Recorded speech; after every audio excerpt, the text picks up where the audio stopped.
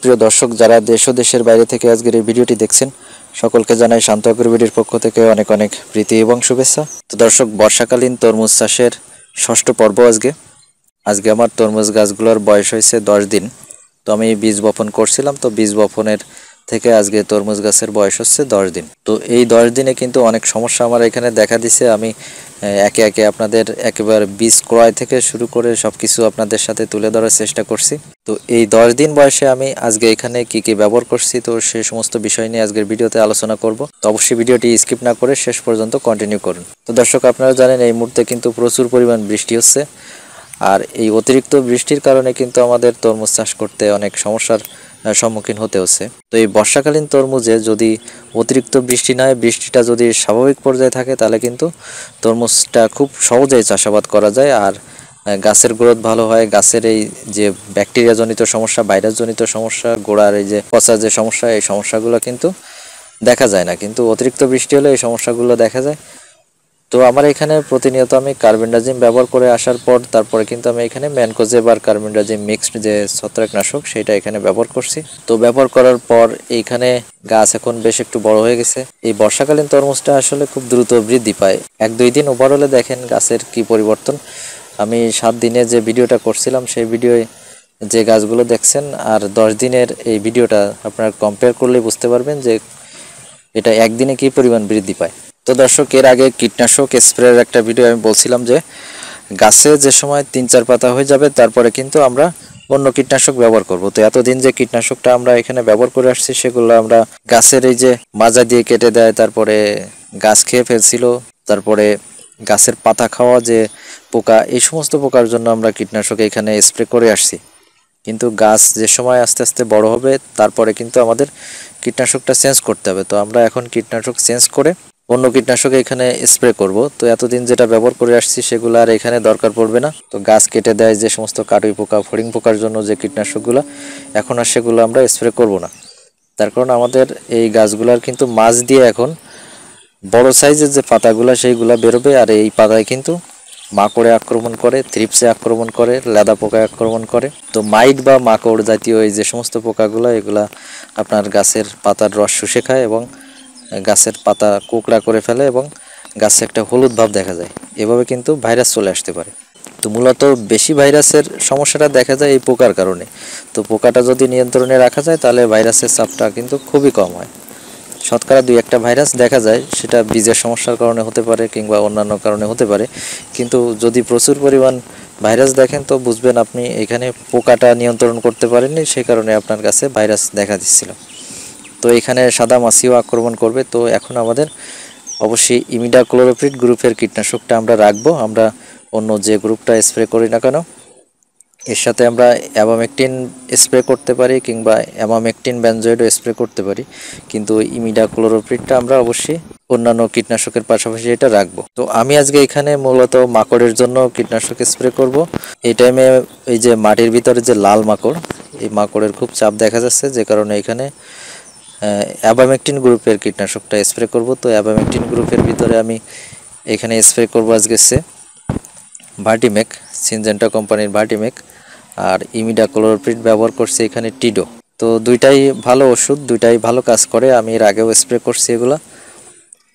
আর ভার্টিমেকটা spray করতে বেশি ভালো এই কারণে, অ্যাবামেকটিন গ্রুপের অন্যান্য যে কীটনাশকগুলো আছে, সেগুলা কিন্তু স্প্রে করতে অনেক ঝামেলা হয়। সেগুলা পানির সাথে ঠিকমতো গুলতে চায় না, যে কারণে স্প্রে মেশিনের ভিতরে দিলেও এগুলা সমস্যা দেখা যায়। কিন্তু ভার্টিমেকটা কীটনাশকও যেরকম ভালো, স্প্রে করার জন্য ভালো, আর এটার যে গন্ধটা, এটা খুব বেশি দুর্গন্ধও না। তো সব দিক থেকে এটা আমার কাছে কমফোর্টেবল, যে কারণে আমি এটা ব্যবহার করি, আর এটার রেজাল্টও যথেষ্ট ভালো। তো মাকড়ের জন্য এখানে ভার্টিমেক ব্যবহার করব। এই মুহূর্তে মাকড়ের চাপটা দেখা যাচ্ছে, আর এই মাকড়ের চাপ দিলে কিন্তু গাছের পাতা কোঁকড়া করে ফেলে, আর গাছের পাতার রস শুষে খেয়ে ফেললে গাছের পাতা হলুদ একটা বর্ণ ধারণ করতে পারে। তো আগের থেকে আমাদের এগুলা সতর্ক থাকতে হবে। আমরা আক্রমণ করছে তারপরে যে আমরা কীটনাশকটা স্প্রে করবো এরকম না। অবশ্যই আমাদের কীটনাশক পোকায় আক্রমণ করার আগের থেকে স্প্রে করতে হবে। ছত্রাকের জন্য সেটা আপনাকে আগাম স্প্রে করতে হবে। একবার যদি ভাইরাস গাছে চলে আসে, তারপরে কিন্তু আপনি দমন করতে পারবেন না। সে কারণে পোকাটা দমন করতে হবে আগের থেকে।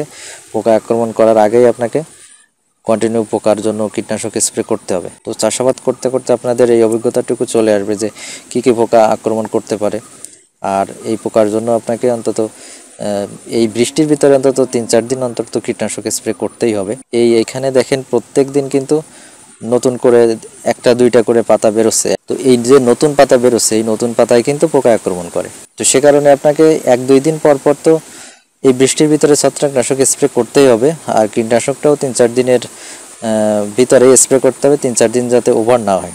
যেহেতু এই টাইমে তো প্রচুর পরিমাণ গাছ আমরা চাষ করি না, সেক্ষেত্রে 1 ড্রাম স্প্রে করলে আপনি অনেক গাছে স্প্রে করতে পারেন। তো যেহেতু পরিমাণে কম স্প্রে করা হয়, তো সেজন্য এখানে কন্টিনিউ স্প্রে করতেও কোনো ঝামেলা না।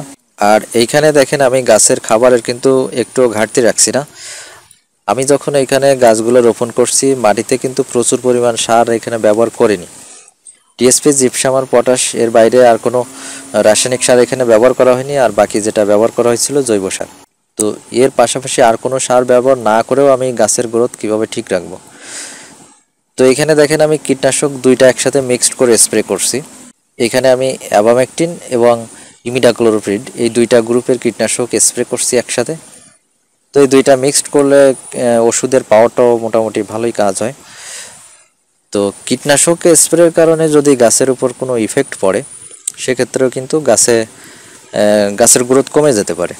তো সেইটা যাতে কমে না যায়, সেজন্য আমি এখানে পার্সোনালি কী করি, আমি এখানে দেখেন হালকা পরিমাণ পিজিআর দিয়ে থাকি এই কীটনাশকের সাথে। তো কীটনাশকের সাথে যদি আপনি পিজিআর দেন, এতে আপনার কীটনাশকের কোনো গুণাগুণ নষ্ট হয় না এবং পিজিআরের যে কাজটা, সে কাজটাও ঠিকমতো করে। কিন্তু কীটনাশক আর ছত্রাকনাশক যদি একসাথে স্প্রে করা হয়, সেক্ষেত্রে যে কোনো একটার ক্রিয়া কমে যেতে পারে। কিন্তু কীটনাশকের সাথে যদি আপনি পিজিআর ব্যবহার করেন, সেক্ষেত্রে আপনার কীটনাশকের কার্যকারিতাটাও নষ্ট হয় না আর পিজিআরের কাজটাও ঠিকমতো করে। তো আমি যেহেতু এখানে প্রচুর পরিমাণ সার ব্যবহার করিনি, সেজন্য আমার গাছকে হালকা পরিমাণ ভিটামিন কিন্তু আমি এখন থেকে দেওয়া শুরু করব। তো আমি যদি এখানে প্রচুর পরিমাণ সার গাছের গোড়ায় ব্যবহার করতাম, তো সেক্ষেত্রে দেখা যেত কি, এই যে অতিরিক্ত বৃষ্টি হচ্ছে, এই বৃষ্টিতে কিন্তু সারগুলো ধুয়ে বেরিয়ে চলে যেত। আর গাছের শিকড়ের পাশে যেগুলো থাকতো, গাছের শিকড়ে যেগুলো ধরে নিত, অতিরিক্ত পরিমাণ সার ধরে গাছগুলা অস্বাভাবিক একটা গ্রোথ হতো, না হয় গাছগুলা মরে যেত, না হয় গাছের শিকড় পচে যেত, এই ধরনের সমস্যাগুলো দেখা দিত। তো বেশি পরিমাণ সার এখানে ব্যবহার করে তো আমার কোনো লাভ নাই। যেহেতু এই বৃষ্টিতে ধুয়ে পাড়ের থেকে পানি যে সময় নেমে চলে যায়, তখন পানির সাথে কিন্তু ওই সারগুলা গুলে পানিতে চলে যায়, যেহেতু আমরা পাড়ে চাষ করি। তো সেজন্য অতিরিক্ত সারটা এখানে দিয়ে রাখিনি। তো গাছের খাবার তো আমি একটু কম রাখছি না, এরপরে অন্যান্য যে প্রসেসগুলো ফলো করব সব কিছু আপনাদের সাথে শেয়ার করব। তো এখানে দেখেন আমি আজকে ভিটামিন স্প্রে করছি। তো আপনারা যে কোনো পিজিআর ব্যবহার করতে পারেন। তো সিনজেন্টার প্রোটোজিম ব্যবহার করতে পারেন, এটা রেজাল্ট বেশি ভালো। তো এই ছোটো অবস্থা থেকে হালকা পরিমাণ পিজিআর আমি প্রত্যেকবার কীটনাশক স্প্রের সময় দিয়ে যাব। তো আমি যে সময় কীটনাশক স্প্রে করব, তার সাথে পিজিআর আমি দিয়ে যাব। এতে করে গাছের গ্রোথও ভালো থাকবে, গাছের যে রোগ প্রতিরোধ ক্ষমতাও বৃদ্ধি পাবে পিজিআরের কারণে। তারপরে আমি কীটনাশক স্প্রে করলে আমার গাছের উপর যে একটা ইফেক্ট পড়ে, সেই ইফেক্টটাও পড়বে না। তো সে কারণে আমি কন্টিনিউ এটা করব। তো দর্শক, এই ছিল আজকের ভিডিও। তো বর্ষাকালীন তরমুজ চাষের এই যে 10 দিন বয়সে আমার গাছের কী অবস্থা এবং কী কী কীটনাশক স্প্রে করছি, ভিটামিন স্প্রে করছি, সব কিছু আপনাদের সাথে শেয়ার করলাম। তো দর্শক, ভিডিওটি যদি ভালো লাগে অবশ্যই লাইক করবেন, শেয়ার করবেন, আর যদি কোনো মতামত থাকে কমেন্টস বক্সে লিখে জানাবেন। তো ধন্যবাদ সাথে থাকার জন্য। দেখা হবে নেক্সট ভিডিওতে। ভালো থাকবেন সবাই।